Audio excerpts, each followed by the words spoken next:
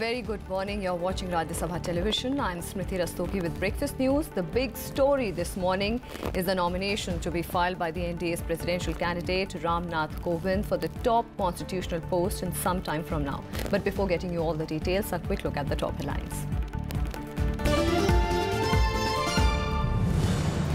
NDA's presidential candidate Nath Kovind to file nomination in Parliament House complex today. Prime Minister Narendra Modi, NDA chief ministers, senior leaders from various parties to be present.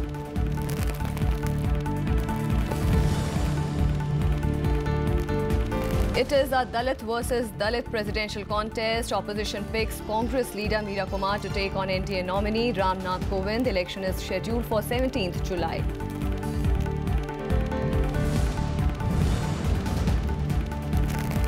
Two soldiers killed as Pakistan troops cross the line of control, ambush Indian patrol in Jammu and Kashmir's Poonch sector. Indian Army hits back.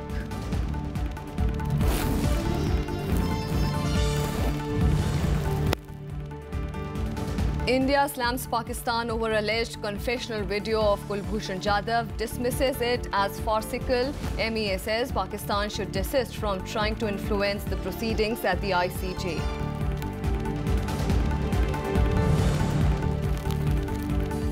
And another feather to ISRO's cap, India's sixth eye in the sky, Cartosat 2 successfully launched with 30 nano satellites.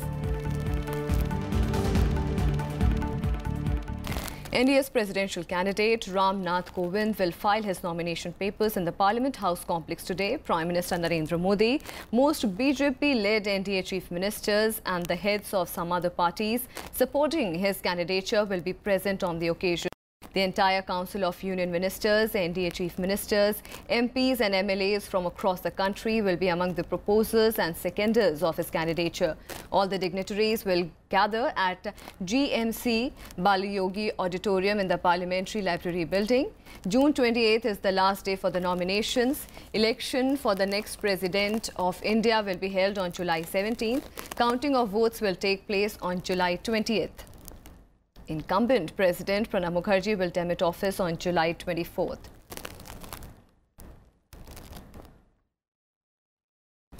And for more on this, we'll go across to our correspondent Vishal Dahiya, who is joining us live. Vishal, what time will the nomination process start and what are the preparations being made as the chief ministers also from various states are expected to join the process? And the entire process will begin in some time from now. That is around 10:45 a.m. When the leaders of the NDA, the National Democratic Alliance, whose candidate is Nath Kovind for the post of President of India, will start arriving in the Parliament. And those leaders will include all the senior faces in the cabinet, as well as the ruling party BJP and the allies of the BJP in the NDA, including several chief ministers as well. What we are being told is that at least 150 senior leaders of the NDA will gather around in the Parliament Library building. There will be a small meeting out there, and then from there onwards, they will proceed towards the Parliament House complex, wherein the Prime Minister himself will join the delegation. He will lead it along with the presidential candidate Nath Kovind, and they will walk towards the room of the returning officer, that is the Lok Sabha Secretary General, and the exact timing of the filing of nomination process is 11:45 a.m. So that is the time when Nath Kovind will file his nomination as NDA's presidential candidate for the post of President of India. And once that happens, then all the leaders will go back. There are at least 3 sets of the proposers and seconders for the candidature of Nath Kovind from the NDA side, just to ensure that there are no technical glitches and the entire process is likely to come to an end by 12 noon today. Vishal, one more question. Congress has also fielded Meera Kumar as for the top constitutional post. What is the scenario like in the opposition camp? Well, that's another interesting development which has happened yesterday. That is, the opposition camp has finally chosen its presidential candidate. Although, if you look at the numbers game, the numbers are not in the favor of the opposition as of now. and the scale seems to be tilted in the favor of NDA's nominee. But then the Congress-led opposition group, at least 17 parties which were present in the meeting yesterday, have finalized the name of former Speaker Meera Kumar as their nominee for the post of president. So it is clear as of now that there will be a contest for the post of president. It will not be a unanimous election, but there will be a contest between the NDA nominee and the opposition nominee. That is all set, although there is no date given so far by the opposition camp as to when the opposition nominee Meera Kumar will file her nomination. Thank you so much, Vishal, for joining us and giving us all those details. So remember, 11:45 is the time when the nomination process will start. And the opposition has decided to field former Lok Sabha Speaker Meera Kumar against NDA candidate Nath Kovind in the July 17th presidential election. 17 opposition parties met in the national capital on Thursday to deliberate on a consensus candidate. And all of us have decided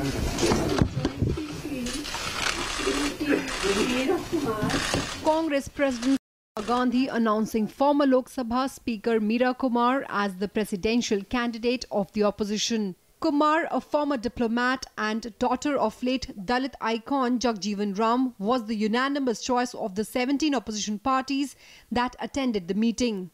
this unity of the opposition. This unity represents the coming together of the forces which have strong ideological base.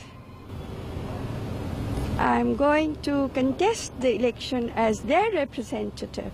With the NDA picking Nath Kovind, the opposition's choice makes it a Dalit versus Dalit presidential contest. अगर कोई इनसे बेहतर और इनसे ज़्यादा योग्य candidate आता है दलित समाज से तो वो सपोर्ट करेंगे. आज उन्होंने अपनी कंसेंट जो नाम आया उस पे दी. On a name where everybody agrees, we should choose that name, and the name on which everybody agreed without any hesitation whatsoever was Srimati Meera Kumar.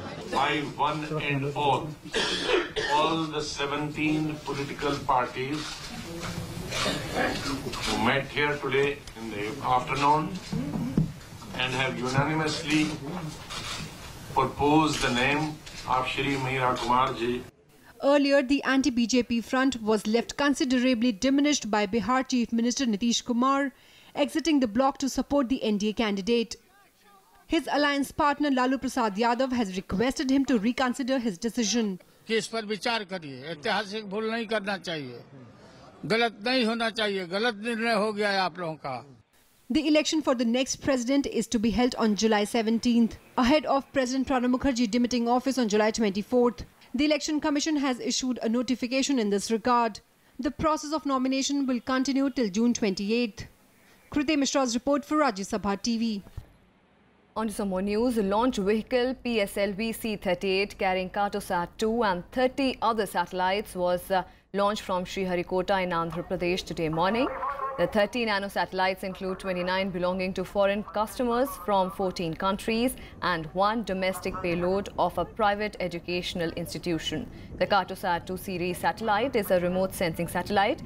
The imagery sent by it will be useful for urban and rural applications, coastal land use and regulation and utility management like road network monitoring, water distribution and creation of land use maps. The international satellites are being launched as a part of the commercial arrangements between ISRO's commercial arm, the Antrix Corporation Limited, and its international customers.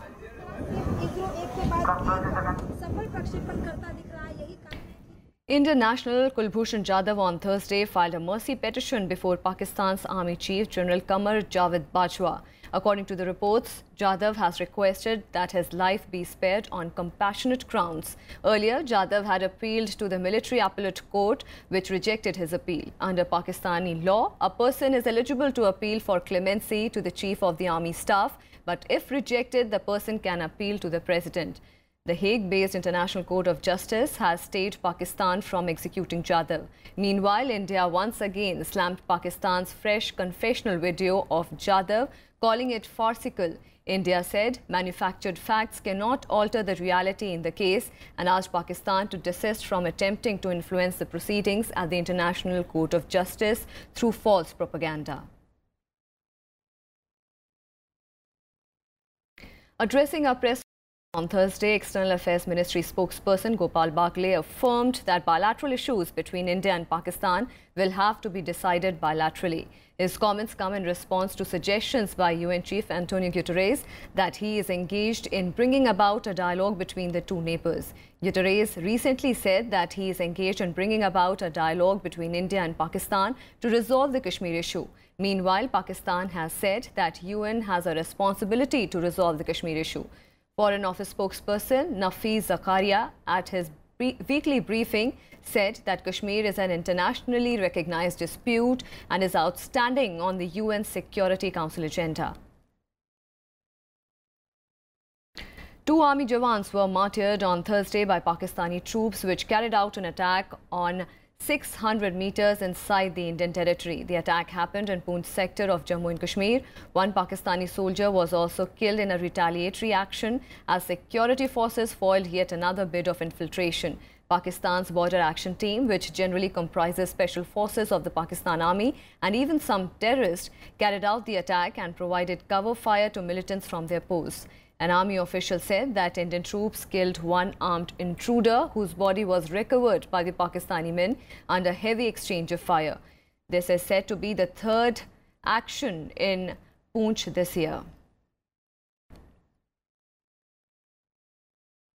External Affairs Minister Sushma Swaraj has said that India is working with ASEAN to involve regional security architecture in the Asia-Pacific to find collaborative solution to emerging and non-traditional challenges. She was speaking at the ASEAN-India partnership, strengthening the Indian diaspora in ASEAN countries and encouraging historical and cultural linkages. External Affairs Minister Sushma Swaraj on Thursday asserted that bilateral trade has picked up between India and the ASEAN after 2 years of slow growth. Her remarks come in the backdrop of India being accused of dragging its feet in the regional cooperation economic partnership talks. Swaraj said efforts are underway to enhance physical connectivity by land, air and sea. After almost 2 years of slow growth, ASEAN-India trade is now back on track with an increase of 8% in 2016-17 and with India's exports to ASEAN having increased by almost 20% in 2016-17. The minister said enhancing maritime cooperation and security is a focus area for both ASEAN and India. In her address on India-ASEAN partnership for the think tank research and information system, the minister listed terror financing, arms smuggling, human trafficking, money laundering and cybercrime as major challenges facing the region. India and ASEAN, she added, are working to combat them. Enhancing maritime cooperation and security has been an area of focus for both ASEAN and India. Combating drug abuse and drug trafficking remains a major challenge in the region. Swaraj also spoke about India's cultural links as well as the influence of Hinduism in some ASEAN nations. Navvikram Singh's report for Rajya Sabha TV. The situation in Darjeeling continues to remain grim as the region is hurtling towards a severe crisis of food, fuel and other essential commodities, with the GJM's indefinite strike continuing to stall the normal life. All the entry and exit points of the trucks, mostly carrying food items, are blocked in the hill region. As shops and markets remained closed, the prices of essentials have also shot up in the black market. The prices of LPG cylinders range between 1,000 rupees to 1,200 rupees in such marts. A few hotels which are still hosting guests and other people are also in acute shortage of food and fuel. Meanwhile, in a bid to step up their stir for a separate state in the Darjeeling Hills, the Gorkha Janmukti Morcha leaders have decided to quit the Gorkha Land Territorial Administration today. The GJM's decision to resign from GTA comes 2 days after an all-party meeting in the hills, where it was decided that the party will withdraw from the tripartite GTA accord. পাহাড়ের যে উন্নতি কল্পে কল্যাণমূলক কর্মসূচি যেটা মমতা বন্দ্যোপাধ্যায় গ্রহণ করেছেন তাকে সকলে মিলে এগিয়ে নিয়ে যাওয়ার জন্য যা পাহাড়বাসীর একান্ত প্রয়োজন। পাহাড়ের শান্তি ফেরাতে হবে সবাইকে নিয়েই এবং পাহাড়বাসীর উন্নতিকে আরো অগ্রাধিকারের ভিত্তিতে এগিয়ে নিয়ে যেতে হবে। ये हम जो कर रहे हैं वो बुंदेलखंड के लिए कर रहे हैं। जो पश्चिम बंगाल सरकार स्टेट का जो सीएम है उसने हमें जितना दमन किया है, भाषा अतिक्रमण लेके जितना यहाँ आके पहाड़ में अशांति करता है, इसके विरोध में हम ये रैली निकाल रहा है। On to the latest from weather. 3 persons were killed in Assam due to floods and incessant rains, even as pre-monsoon showers continue to lash parts of northern states. As per the Met Department, Assam, Meghalaya and Tripura, which are bearing the worst of floods triggered by incessant rains over the last few days, will receive more rains today. Manipur, Mizoram, Sub-Himalayan, West Bengal, Sikkim, Goa, Karnataka and Kerala will also be lashed by showers. More than 60,000 people in Lakhimpur, Darang, Karimganj, Nalbari, Udalguri and Sonitpur districts have been affected by the floods. One person was killed and 3 others were injured when a boulder fell on their car as widespread rains lashed several parts of Himachal Pradesh. 25 people stranded at Sach Pass on the Chamba-Kilar highway in Chamba district were rescued.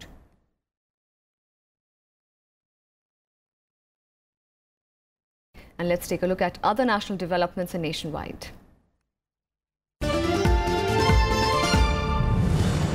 As many as 21 fishermen from Tamil Nadu and neighbouring Puducherry were arrested on Thursday by Sri Lankan Navy for allegedly fishing in their territorial waters.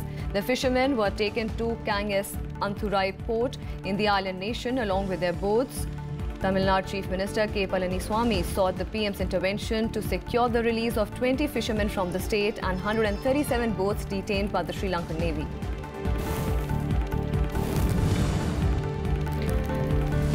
Four Indian civil prisoners have been released by Pakistan on Thursday. External Affairs Ministry spokesperson Gopal Wagle said that the released prisoners have reached India. Pakistan Rangers handed them over to the BSF at the Attari-Wagah border. The release of the prisoners by Pakistan comes amidst escalating tensions between the two sides.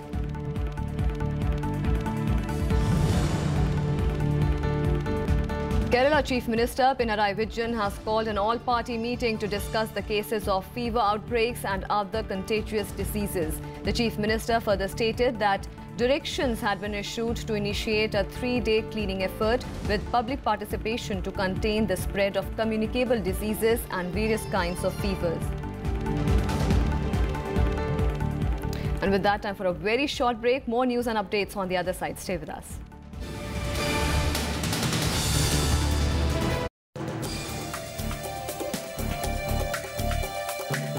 Hello and welcome. I'm Amritan Shura and you're watching Law of the Land. Jammu and Kashmir does have a special status. Database should be available for all states. We are not touching the jurisdictions of the Jammu and Kashmir Collection of Statistics Act. Watch Law of the Land on Rajya Sabha television.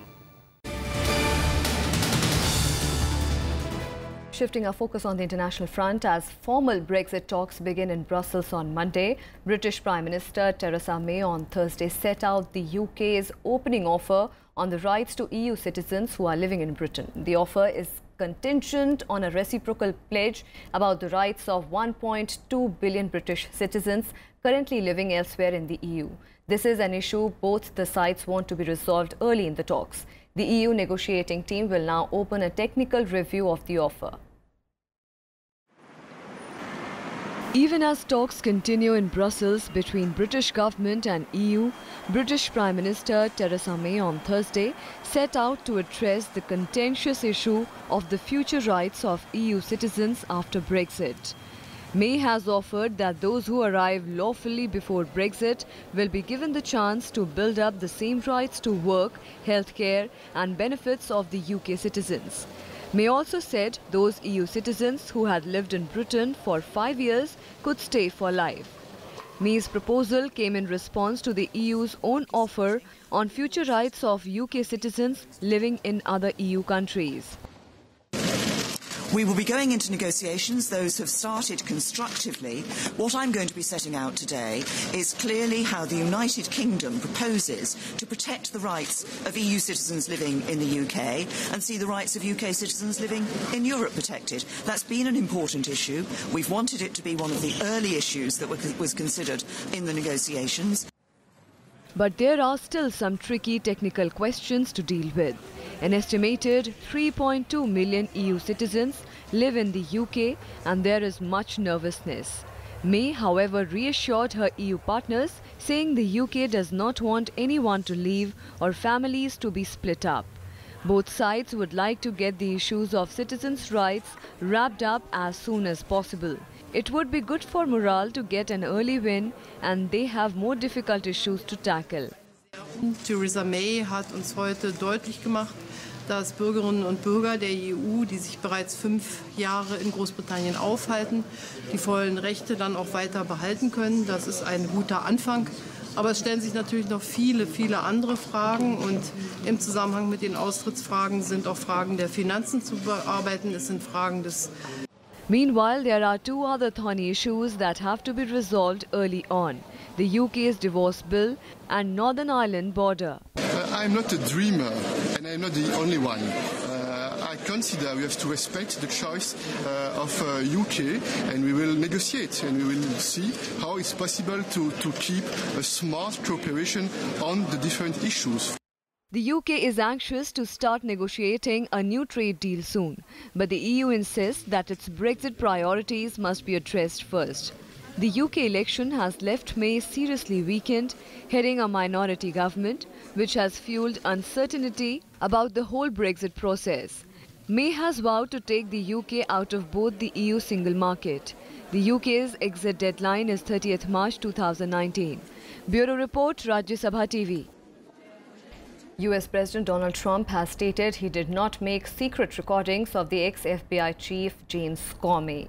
The statement comes after suggesting last month that he might have recordings that could damage the former FBI director. Trump tweeted that he did not make and do not have any such recordings. It is noteworthy that lawmakers investigating the allegations of Russian meddling in the US 2016 elections had asked the White House for any such recordings of Comey. Trump had kick-started speculation of recordings in a tweet he posted days after firing Comey. He said, "James Comey, better hope there are no tapes of our conversations." The tweet resulted in a flurry of allegations and speculations that Comey was fired in order to hamper the FBI's investigation into the alleged Russian interference in the last year's election. The tweet ultimately led to the appointment of a special counsel that has taken over the investigation. You guys asked for an answer. He gave you one. He said he would have it to you by the end of this week, which he did. And beyond timing of that, I can't really speak anything further. No new Oval Office recordings? I'm not aware of anything. I think his statement here is pretty clear. But I'm asking more generally, just not specifically to Comey. Again, not that I'm aware of, Hallie. So no Oval Office recordings that you're aware of? Not that I'm... And let's take a look at more developments from across the world in World Wrap. Iraqi Prime Minister Haider al-Abadi has said that the liberation of the city of Mosul from Islamic State will be announced in a few days. The announcement came as Iraqi forces continued the fight against IS militants in their last stronghold in western Mosul. The terrorist group had blown up the landmark Al-Nouri Mosque in Mosul on Wednesday.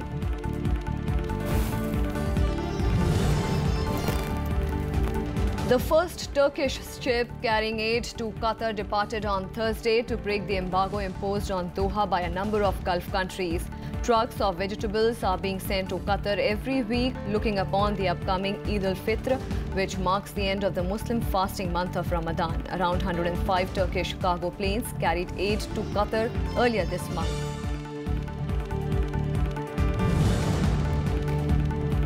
A demonstrator was killed after Venezuela troops fired what appeared to be the rubber bullets at the protesters as they attacked La Caritola Air Base in Caracas.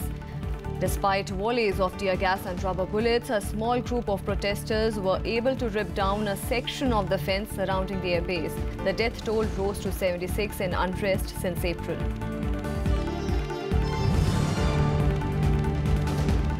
At least 34 people were killed and more than 50 were wounded after a car bomb exploded outside a bank in Lashkargah. The victims included members of police and army civilians and staff of New Kabul Bank in southern Afghanistan province, where the attack took place. The blast came as Afghans were preparing to celebrate Eid al-Fitr next week. However, no immediate claims of responsibility for the attacks have been made.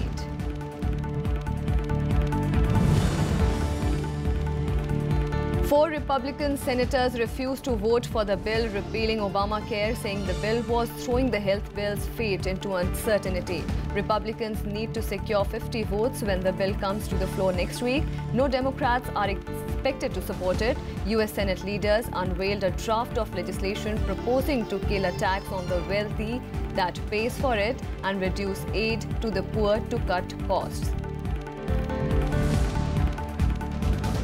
On to sports. 4 Indian shuttlers will be in fray for the semi-final spot in the Australian Open Super Series badminton tournament. In all Indian quarter-finals today, Kidambi Srikanth will clash with B. Sai Praneeth. Both players register hard-fought wins in their second-round matches on Thursday. Srikanth, who had stunned world number 1 Son Van Ho in the semi-finals of the Indonesian Open Super Series last week, once again produced a fantastic display to get the better of the South Korean, beating him 15-21, 21-13, 21-13 in the 57-minute match. Praneeth, on the other hand, overcame challenge from China's Huang Xiang 21-15, 18-21, 21-13. In women's singles, Rio Olympic silver medalist PV Sindhu will take on Tai Tzu Ying of Taiwan, while Saina Nehwal will clash with Sun Yu of China. Sindhu reached the quarters with a comprehensive straight game victory over China's Chen Xiaozhen, while Saina got the better of Malaysia's Sonia Chia in 3 games. And in a disappointment for hockey fans, India crashed out of the Hockey World League semi-final, suffering a shock 2-3 defeat against Malaysia in a quarter-final match on Thursday. In a below performance, India conceded as many as 7 penalty corners, 3 of which were converted by Malaysia. For the men in blue, Randeep Singh scored both the goals. It was India's second defeat against Malaysia in little less than 2 months, having lost 0-1 to the same opponents in Aslan Shah Cup last month. With the win, Malaysia qualified for next year's World Cup to be held in India. They will face reigning Olympic champions and world number 1 Argentina in Saturday's semi-finals. Just switched across. It will be Razi Rahim, stopped by Shukri. Razi swings. India will take on West Indies in the first ODI of the 5-match series at Port of Spain today. The Champions Trophy finalist India are the favourites to win the series, but Indian captain Virat Kohli said that the men in blue will not take the Caribbean side lightly. West Indies are currently ranked 9th in the ICC charts and are still uncertain of the spot for the 2019 World Cup. Rohit Sharma has been rested for the tournament and he will be replaced by Ajinkya Rahane.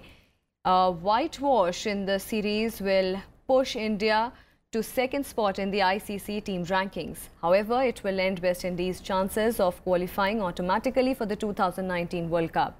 India's Caribbean tour comes amid an off-field controversies regarding Anil Kumble's controversial exit after fallout with captain Virat Kohli. And that's all we have in this edition of Breakfast News. Keep watching Rajya Sabha television.